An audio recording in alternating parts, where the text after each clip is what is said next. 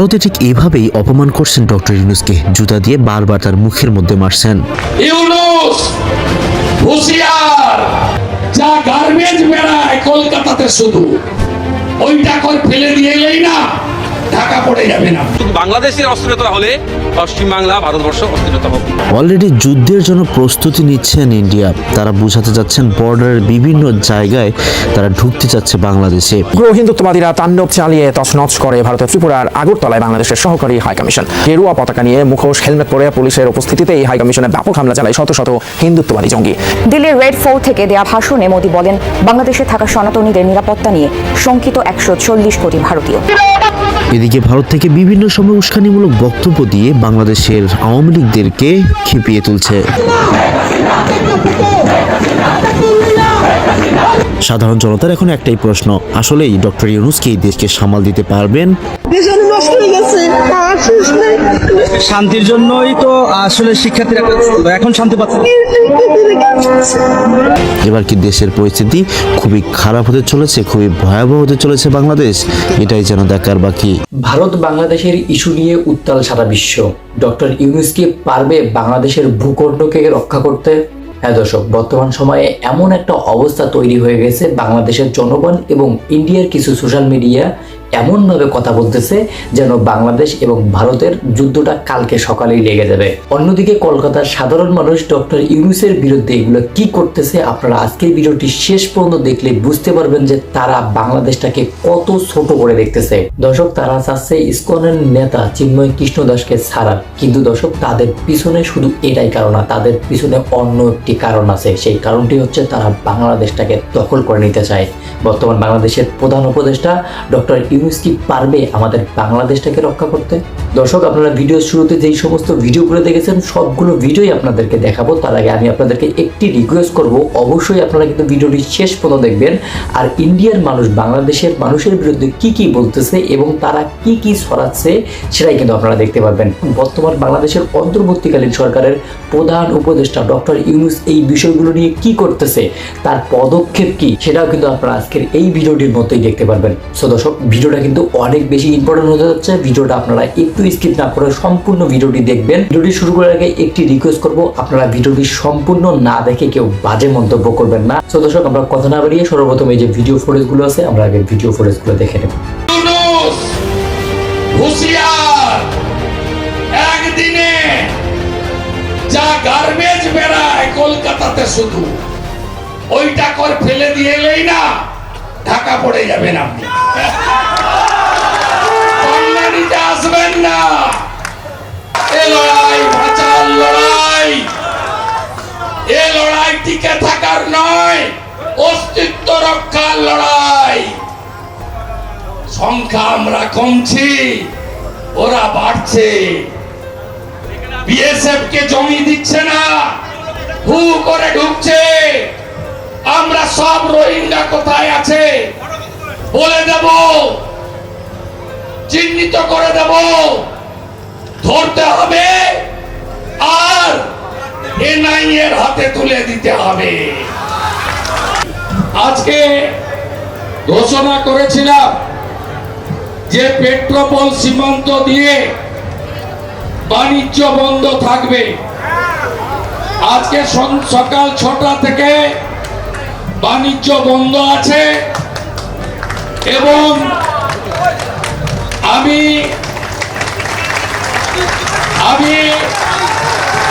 ধন্যবাদ জানাবো যে এটা 24 ঘন্টা চলবে, আগামীকাল সকাল 6টা অবধি। এটা আমরা ট্রেলার দেখিয়ে গেলাম। এর পরের সপ্তাহে অত্যাচার বন্ধ না হলে, প্রভু মুক্তি না পেলে আমরা 5 দিন বন্ধ করব। তারপরে আমরা 25 সালে লাগাতার বন্ধ করে ওদের আলু পেঁয়াজ কি করে খায় আমরা সেটা দেখিয়ে দেব। আমাদের নাম ভারতবর্ষ। ভারতবর্ষের পতাকা যারা পদদলিত করেছে, আমরা বলে যাই 71-এর রাজাকারের মতো যেমন পাকিস্তানের আর্মি চিফ নিজামি আত্মসমর্পণ করেছিল, এই রাজাকারের নতুন বাচ্চাদের ভারত আত্মসমর্পণ করাবে এবং আত্মসমর্পণ করাবে। ভারত আজকে একটা দেশ নয়, পৃথিবীর একটা শক্তিশালী রাষ্ট্র নরেন্দ্র দামোদর দাস মোদীর নেতৃত্বে। বাংলাদেশ ডেপুটি হাই কমিশনার যান আইএসএফ এর কর্মী সমর্থকরা কি বলছেন নওশাদ সিদ্দিকী দেখাবো এই মুহূর্তে। কোনোভাবে কাঙ্ক্ষিত নয়, কারণ শুধু বাংলাদেশের অস্থিরতা হলে পশ্চিমবাংলা ভারতবর্ষ অস্থিরতা হবে, এটা আমরা চাই না। কারণ বাংলাদেশে ইন্ডিয়ার ডেভেলপমেন্ট সাউথ এশিয়ার ডেভেলপমেন্ট হবে। আমরা চাই বাংলাদেশ ইন্ডিয়া যে আমরা ভ্রাতৃত্ব মৈত্রের দেশ, আমরা সেরকম ভাবে থাকতে চাই। সুতরাং ওই যে পতাকাকে পায়ের নিচে রেখে কুচলাচ্ছে, এটাকে আমরা মেনে নিতে পারি না। কারণ আমাদের দেশে আমরা বাংলাদেশের পতাকাকে দেখুন না কত সুন্দরভাবে উঠতে দিয়েছি। কেউ তো আমরা বাংলাদেশের এই হাই কমিশনের পতাকা নিয়ে কোনো প্রশ্ন তুলছি না। ঠিক আমাদের দেশের পতাকা আমাদের কাছেও যেমন গৌরবের, আমাদের কাছে যেমন আবেগের, তো বাংলাদেশের পতাকাও বাংলাদেশের কাছে আবেগের। কিন্তু আমাদের পতাকা নিয়ে কেউ ছেড়খাড় করবে এটাও মেনে নিতে পারি না, এটা জানিয়ে এসেছি। বাংলাদেশের নাগরিকদের উদ্দেশ্যে কিছু বলবে, যেহেতু যে আমার ভয়েসটা যদি বাংলাদেশের নাগরিকরা আমার ভিডিও ক্লিপটা দেখেন, আমি অনুরোধ করছি আপনাদের কাছে, কি সংখ্যালঘু কি সংখ্যাগুরু, যে আমাদের প্রতিবেশী দেশ আর আমরা ভাষাগত দিক থেকে আবার আমাদের মিল আছে এবং কালচারালি মিল আছে। তা আপনাদের কাছে অনুরোধ এটাই, সংখ্যাগুরুদের কাছে আমি বিশেষ করে অনুরোধ রাখবো, সংখ্যাগুরুদেরকে দায়িত্ব নিতে হবে সংখ্যালঘুদেরকে প্রোটেক্ট করার, সংখ্যাগুরুদেরকে আগলাতে হবে, সংখ্যালঘুদেরকে বুকে টেনে নিয়ে তাদের যাতে নিরাপত্তার সাথে শান্তির সাথে তারা জীবনযাপন করতে পারে সেই দায়িত্বটাও সংখ্যাগুরুদেরকে তুলে নিতে হবে। একদিকে গ্রেফতার করা হয়েছে সন্ন্যাসীকে, কবে তিনি মুক্তি পাবেন সেই প্রশ্নের উত্তর নেই। আর এবার চাপে ফেলতে বাংলাদেশে পরপর অ্যাকাউন্ট ফ্রিজ। বাংলাদেশে ইসকনের সঙ্গে যুক্ত 17 জনের ব্যাংক অ্যাকাউন্ট ফ্রিজ করা হয়েছে। সন্ন্যাসী চিন্ময় কৃষ্ণ দাস সহ 17 জনের ব্যাংক অ্যাকাউন্ট ফ্রিজ 30 দিনের জন্য। অ্যাকাউন্ট ফ্রিজের নির্দেশ বাংলাদেশ ব্যাংক এবং আর্থিক তদন্তকারী সংস্থা।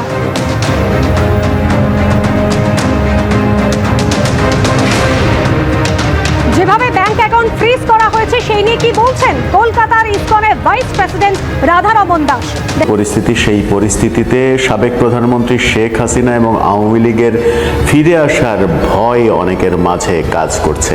সেই ভয়টা স্পষ্ট হচ্ছে এবং সেই ভয়টা মনের মধ্যে রাখতে পারছেন না, অনেকে বলেও ফেলছেন। এরকম বাস্তবতা কেন তৈরি হলো? মাত্র 3 মাস পেরিয়েছে আওয়ামী লীগ সরকারের পতনের পরে, আওয়ামী লীগ আবার ফিরে আসবে, তাদের ভাষায় ফ্যাসিবাদ আবার ফিরে আসবে, শেখ হাসিনা আবার ফিরে আসবে, সেই ভয়টা কেন তৈরি হলো? বলছিলাম আওয়ামী লীগ আবার ফিরে আসবে এরকম ভয় পাচ্ছেন অনেকে এবং সেই ভয়ের কথা অকপটে বলছেনও। বাংলাদেশকে কেন্দ্র করে বর্তমান উদ্ভূত পরিস্থিতি আজকেও আমরা দেখলাম শেরপুরে মুর্শিদপুর আস্তানা, পীরের আস্তানা, সেই আস্তানা তৌহিদি জনতার নামে হাজার হাজার মানুষ লাঠিসোঁটা নিয়ে যেয়ে ভেঙেছে, লুটপাট করেছে, আগুন দিয়েছে এবং আর্মি সেটা তাকিয়ে তাকিয়ে দেখেছে। এরকম ঘটনা প্রতিদিনই কোনো না কোনো পর্যায়ে ঘটছে। ইসকনকে নিয়ে যে ঘটনা, সেই ঘটনা বিশ্বব্যাপী শোরগোল তুলেছে। ওদিকে ভারত থেকে নানা রকমের গুজব গুঞ্জন ছড়ানো হচ্ছে। ভারত তাদের সেনা বর্ডারে সেনা নিয়োজিত করার চেষ্টা করছে, সেই প্রসেসে আছে, মিসাইল রেডি হচ্ছে, এরকম নানা রকমের গুজব গুঞ্জনের মাঝে বিএনপি মহাসচিব মির্জা ফখরুল ইসলাম আজকে ঢাকার একটা অনুষ্ঠানে বললেন তার ভয়ের কথা। তিনি ভয় পাচ্ছেন যে ফ্যাসিজম আবার ফিরে আসতে পারে। সেরকম পরিস্থিতি আমরা নিজেরাই তৈরি করছি, নিজেদের মধ্যে নিজেরা যে বিভেদ বিভাজন তৈরি করছি, যার ফলে ফ্যাসিবাদ আবার ফিরে আসতে পারে। ফ্যাসিবাদ বলতে অবশ্যই আওয়ামী লীগ এবং শেখ হাসিনাকেই তিনি বুঝিয়েছেন, এটা বুঝতে অনেক বেশি জ্ঞানী হওয়া লাগে না। মির্জা ফখরুল কি বললেন? মির্জা ফখরুল যা বললেন তার একটু অংশবিশেষ চলুন শুনি আগে, তাহলে ব্যাপারটা বুঝতে আমাদের সুবিধা হবে। মির্জা ফখরুল বলার চেষ্টা করলেন ফ্যাসিবাদ যে কোনো সময় ফিরে আসতে পারে, সেই আশঙ্কা করে মির্জা ফখরুল বলেছেন দুর্ভাগ্যজনকভাবে এমন কতগুলো কাজ করছি আমরা যার মধ্য দিয়ে ফ্যাসিবাদের ফিরে আসার সম্ভাবনা অনেক অনেক বেড়ে গেছে। অর্থাৎ আমরা নিজেরা কাজ করছি, তারা নিজেরা বিভিন্ন ধরনের কাজ করছেন এমন কথা বলছেন। এবং তিনি মূলত বৈষম্যবিরোধী আন্দোলনের পরে নিজেদের মধ্যে যে বিভাজন তৈরি হয়েছে, সরকার এক পক্ষ, বিএনপি এক পক্ষ, জামাত এক পক্ষ, বৈষম্যবিরোধী ছাত্ররা এক পক্ষ, সব মিলিয়ে অনেকগুলো পক্ষ তৈরি হয়েছে এবং এই পক্ষের মাঝে শেখ হাসিনা কিংবা আওয়ামী লীগ আবার ফিরে আসলে অবাক হওয়ার কিছু থাকবে না, তেমনটাই তার ভাষ্য। তিনি ইসকন প্রসঙ্গে বলেছেন যে ইসকন প্রসঙ্গে ভারতের গণমাধ্যম থেকে তাকে প্রশ্ন করা হচ্ছে, জানিয়ে বলেছেন তাদের একটাই প্রশ্ন, ইসকনের ব্যাপারে কি করছেন। প্রশ্নটি উদ্দেশ্য প্রণোদিত। একটা অবস্থা তারা তৈরি করতে চায়, প্রথমবার ব্যর্থ হয়েছে, আবার তারা তৈরি করতে চায়, আমরা যেন সেখানে বিভাজন তৈরি না করি। তিনি বারবার একটা কথাই বলেছেন, নিজেদের মধ্যে বিভাজনের কথা। তরুণদের উদ্দেশ্যে তিনি বলেছেন, আপনারা দায়িত্বে এসেছেন, এই দায়িত্বকে দায়িত্বশীলভাবে পালন করতে হবে, জাতিকে সামনে রেখে পালন করতে হবে। এমন কোনো হঠকারী কাজ আমরা করব না যেন আবার অন্ধকারে চলে যাই। অর্থাৎ নিজেরা এমন কোনো কাজ করব না যেন অন্ধকারে চলে যায়, এমন কথাগুলো তিনি বলার চেষ্টা করেছেন। তিনি বলেছেন, যারা ফ্যাসিবাদের বিরুদ্ধে লড়াই করছে তারা কোন বিভাজন তৈরি করছে, এমন প্রশ্ন রেখেই তিনি বলেছেন, বিভিন্ন জায়গায় বিভিন্ন কথা শুনলে ভয় লাগার কথা, ভয় লাগে। ভয় কেন লাগে? পুরো আন্দোলনকে ভিন্ন দিকে নেওয়ার চেষ্টা করা হচ্ছে, এমনটা তার ভাষ্য। অর্থাৎ বৈষম্যবিরোধী আন্দোলন যেটা হয়েছে সেই আন্দোলনটাকে ভিন্ন দিকে নেওয়ার চেষ্টা হচ্ছে, নিজেদের মধ্যে বিভাজন হচ্ছে, ইসকন সহ বিভিন্ন বিষয় নিয়ে নিজেদের মধ্যে বিভাজন তৈরি হচ্ছে। গতকালকে তিনি বলেছিলেন যে বিদেশে বসে থেকে কেউ কেউ ইন্ধন দিচ্ছে, উস্কে দিচ্ছে, সেই উস্কানিতে আমরা নাচানাচি করছি, এরকম নানা বিষয় কিন্তু কাজ করছে। এই নানা বিষয় কাজ করার মাঝখানে সব থেকে উল্লেখযোগ্য যে ব্যাপারটা সেটা হচ্ছে ভয়। 3 মাস পেরিয়েছে, 3.5 মাসের পথে এই সরকার। 3.5 মাসের মধ্যেই আওয়ামী লীগ পতনের পরে আবার আওয়ামী লীগ ভয় ধরিয়ে দিয়েছে যে তারা ফিরে আসতে পারে। এটা কোনোভাবেই শুভ লক্ষণ নয়।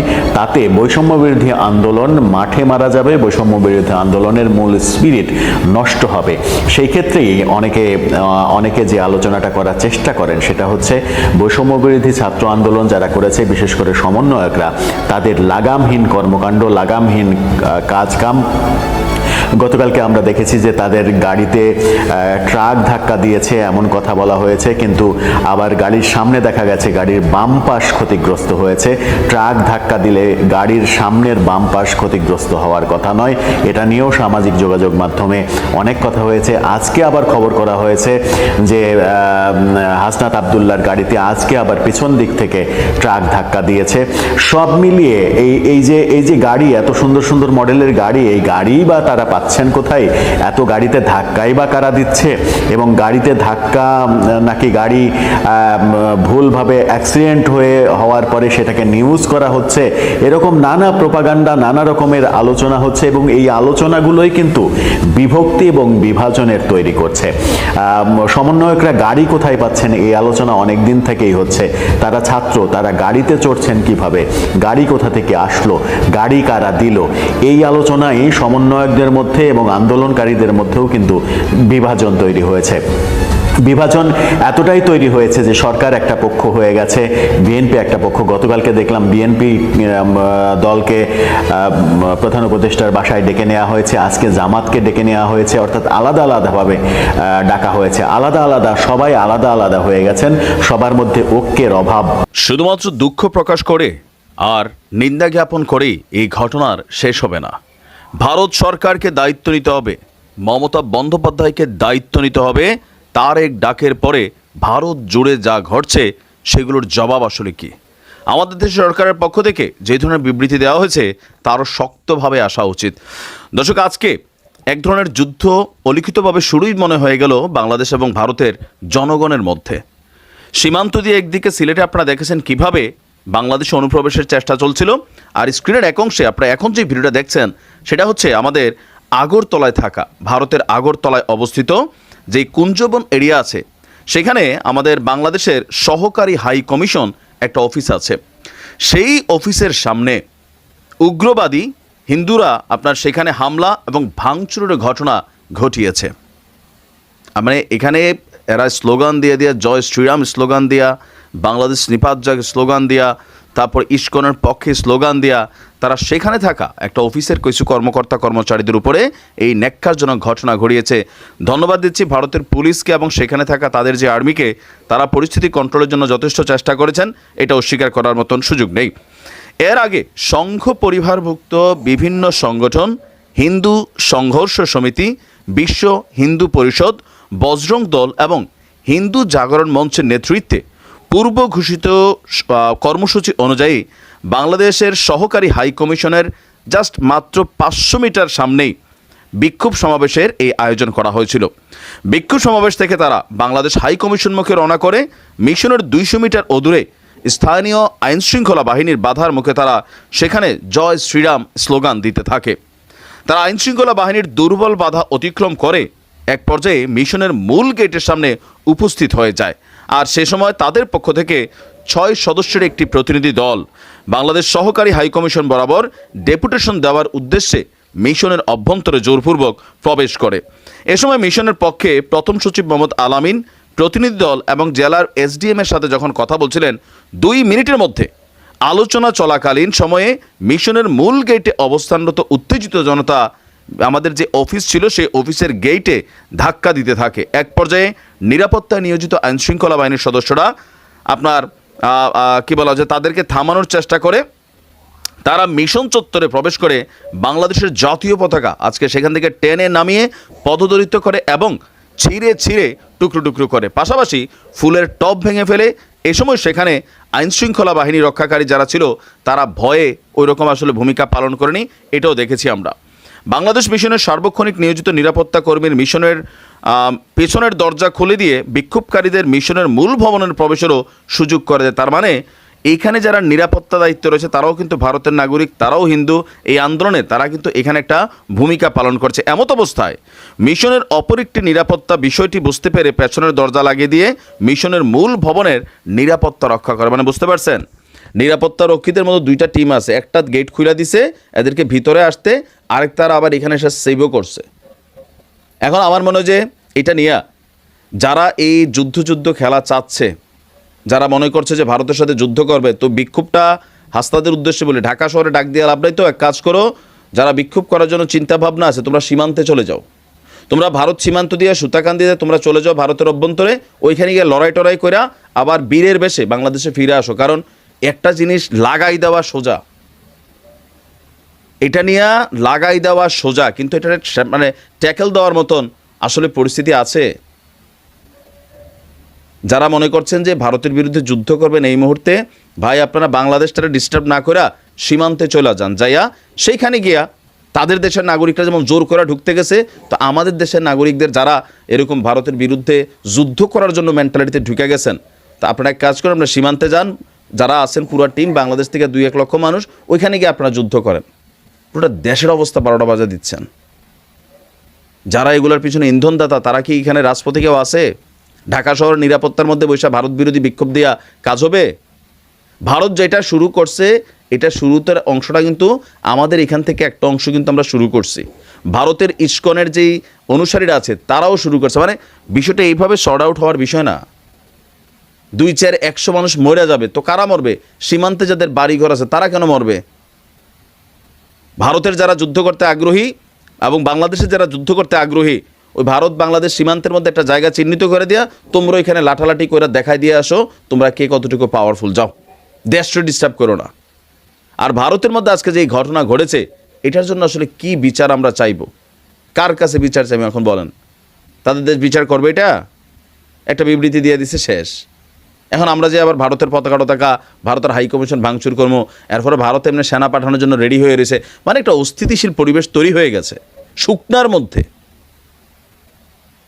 তবে ভারত সরকারের উচিত, মমতার উচিত ক্ষমা চাওয়া বাংলাদেশের কাছে এই অধ্যত্বপূর্ণ অ্যাক্টিভিটিজের জন্য। আর যারা এই ঘুম হারাম হয়ে গেছে, বিশাল একটা ফিচার তারা করেছেন এবং কি খুবই গুরুত্বপূর্ণ এখানে বেশ কিছু আলোচনা তুলে এনেছেন। সার সংক্ষেপ যদি আমরা এটাকে সাজাই, ভারতীয় যারা হিন্দু আছেন মার্কিন যুক্তরাষ্ট্রে বসবাস করেন, তাদের নাগরিকত্ব আছে। ইভেন ডোনাল্ড ট্রাম্পের যে রাজনৈতিক দল আছে সেখানে তারা ব্যাপক প্রভাব প্রতিপত্তি রাখেন। তো এদের মাধ্যমে, ভারতের মাধ্যমে একটা টিম তৈরি হচ্ছে প্রবাসে থাকা হিন্দুদের মাধ্যমে। ভারতীয় মোটামুটি 4টা টিম মিলে শেখ হাসিনাকে বাংলাদেশে পুনর্বাসন করার জন্য পরিকল্পনা করেছেন। আর এই পরিকল্পনার ফাইনাল কার্ডটা সম্ভবত ডোনাল্ড ট্রাম্প খেলবেন, এমনটাই কিন্তু এই বিশ্লেষণের সারমর্ম হিসাবে দেখা যাচ্ছে। মোটা দাগে আমরা যদি বলি, ডোনাল্ড ট্রাম্পই শেখ হাসিনাকে বাংলাদেশে পুনর্বাসিত করবেন, আর এর পেছনে সবচেয়ে বড় ভূমিকা রাখবে ভারত। দর্শক, ফ্যাসিস্ট হাসিনাকে পুনর্বাসনে ভারতীয় মার্কিন হিন্দুদের ভয়ঙ্কর ষড়যন্ত্র মুখোশ উন্মোচন, আমার কি বলে মানে দৈনিক ইনকালাব পত্রিকার হেডিংটা হচ্ছে এটা। তো এখানে আপনার যদি আমরা দেখি, আমি শর্টলি যদি আপনাদেরকে বুঝাই যে শেখ হাসিনাকে ক্ষমতায় ফেরাতে একের পর এক ষড়যন্ত্র করে যাচ্ছে ভারত সরকার এবং প্রবাসে থাকা ভারতীয় হিন্দুদের একটি উগ্রবাদী গ্রুপ। এর অংশ হিসেবে তারা ডক্টর ইউনূসের নেতৃত্বাধীন অন্তর্বর্তীকালীন সরকারের বিরুদ্ধে পরিকল্পিতভাবে প্রোপাগান্ডা চালাচ্ছে বহির্বিশ্বে। এটা কিন্তু বাস্তব। বিশ্বজুড়ে কিন্তু ট্রাম্পই তো লেখছে বাংলাদেশে এই মুহূর্তে যা হচ্ছে এটা কেমন, আইনের শাসন নাই। তো ওই সময় যখন লেখছে তখন মিনিমাম লেভেলে ছিল, বাট এখন যেটা হচ্ছে সেটা 10 গুণ বেশি অবস্থা। কিন্তু দেশের অবস্থা আসলেই খারাপ। ইভেন যেটা তারা ফোকাস করাতে চাচ্ছে ট্রাম্পের কাছে সামহাও, যে বাংলাদেশ একটা মানে মৌলবাদী বা উগ্রপন্থীদের রাষ্ট্র।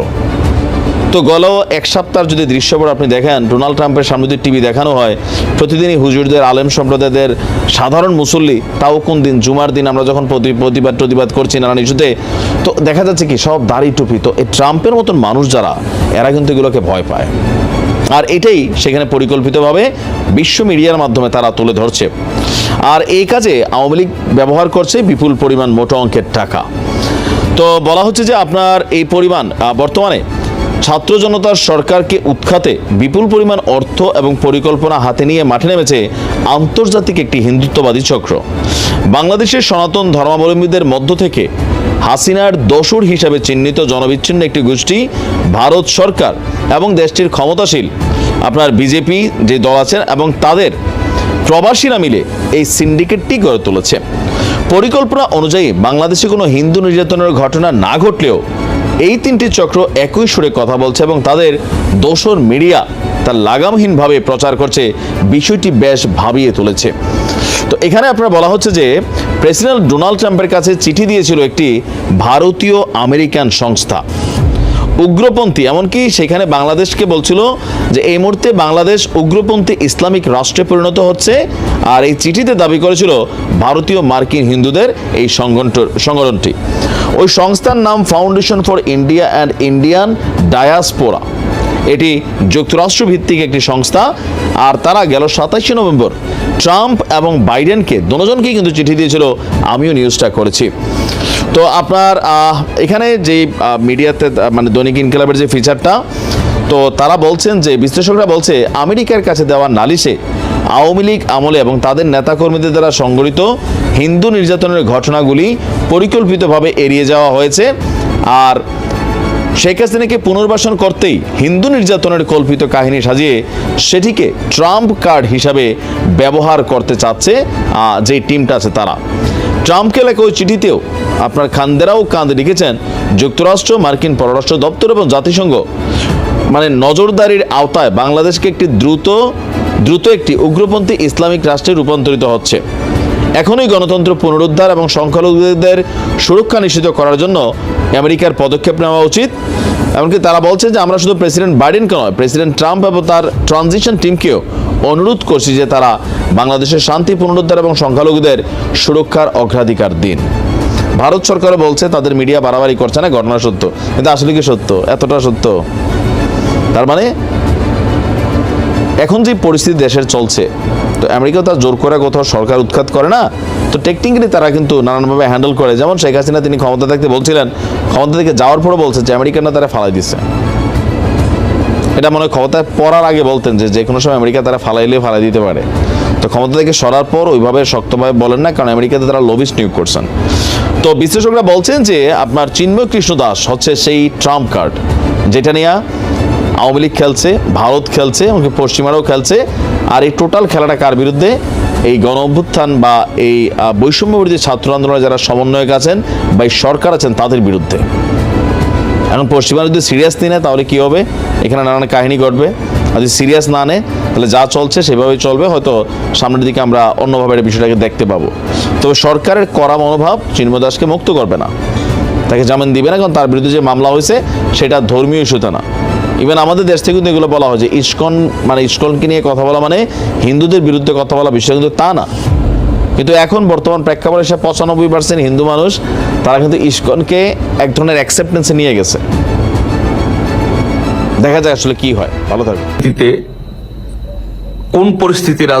কোন পরিস্থিতির দিকে যাচ্ছে এবং আমাদের সুৎখুর মহাজন ইনুস, ফ্যাসিস্ট ইনুস, তার মুভমেন্ট কি? সে কি সেফ এক্সিট চাচ্ছে, না রাজনীতিতে থাকতে চাচ্ছে, না ক্ষমতায় থাকতে চাচ্ছে, না নতুন দল করতে চাচ্ছে? এই বিষয়গুলো নিয়ে বাংলাদেশের অনেকের মনে আসছে প্রশ্ন, এবং অনেকেই এটি বোঝার চেষ্টা করছেন যে আসলে ইনুস কি চাচ্ছেন।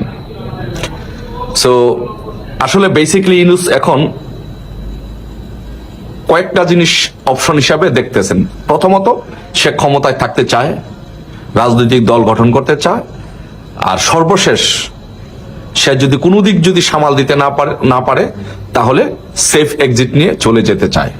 এখন প্রশ্ন হচ্ছে যে সে কি সেফ এক্সিট নিয়ে চলে যেতে পারবে কি পারবে না, তার ভবিষ্যৎ কি হবে? এগুলো নিয়ে মানুষের মনে নানা প্রশ্ন আসছে, মানুষ প্রশ্ন করছে, মানুষ একটা অস্থিরতার মধ্যে বসবাস করছে। সো আমরা আসলে তার গতিপথ এবং তার কার্যকলাপ যদি আমরা চিন্তা ভাবনা করি, বিশ্লেষণ করি, তাহলে দেখতে পাই যে আসলে ইনুস যে জিনিসটা চায় বেসিক্যালি সেটা হচ্ছে সে বর্তমানে 4 বছর, আরো 4 বছর সে ক্ষমতায় থাকতে চায়। বাট নির্বাচন ছাড়া 4 বছর ক্ষমতায় সে থেকে যাবে যদি বিএনপি থেকে বা অন্য অপরাপর রাজনৈতিক দলগুলো থেকে যদি প্রচন্ড পরিমাণ চাপ অনুভব না করে বা তারা যদি কোনো কিছু করতে না পারে, তখন সে 4 বছর ক্ষমতায় থেকে যাবে। আর যদি বিএনপি বা অন্যান্য রাজনৈতিক দলগুলো যদি প্রচন্ড পরিমাণে চাপ সৃষ্টি করতে পারে, তাহলে সে যেটি কাজটি করবে সেকেন্ড অপশন হিসেবে, সে বলবে যে আগামী 1 বছরের ভিতরে নির্বাচন দিয়ে দিব। কিন্তু আসলে সে 1 বছরের ভিতরে নির্বাচন দিবে না। তার মূল উদ্দেশ্য হচ্ছে যে আগামী 1 বছরের ভিতরে সে রাজনৈতিক দল গঠন করবে। সে রাজনৈতিক দল গঠন করে সমগ্র বাংলাদেশের সবগুলো উপজেলা জেলাতে যখন তার কমিটিগুলো গঠন হয়ে যাবে, যখন তার একটা রাজনৈতিক অবস্থান সৃষ্টি হবে, তখন সে জোর জবরদস্তি করবে, করে ক্ষমতায় থাকতে যাবে। এটা হচ্ছে তার একটা প্ল্যান। বাট যদি পরিস্থিতি এরকম হয় যে কোনোভাবেই দেশীয় এবং আন্তর্জাতিক ভাবে সে সামাল দিতে পারতেছে না, বিদেশি চাপের কারণে এবং বাংলাদেশি রাজনৈতিক দলগুলো চাপের কারণে এমন একটা পরিস্থিতি হয়েছে যে পরিস্থিতি গোলাটা হয়ে গেছে যে এখনই নির্বাচন দিতে হবে, তখন সে কি করবে? পরিস্থিতি তখন এরকম হবে যে সেফ এক্সিট নিতে চাবে, সেফ এক্সিট নিয়ে সে চলে যাইতে চাবে। কিন্তু তাড়াহুড়া করে সে 1 বছরের মধ্যে নির্বাচন দিয়ে চলে যেতে পারে।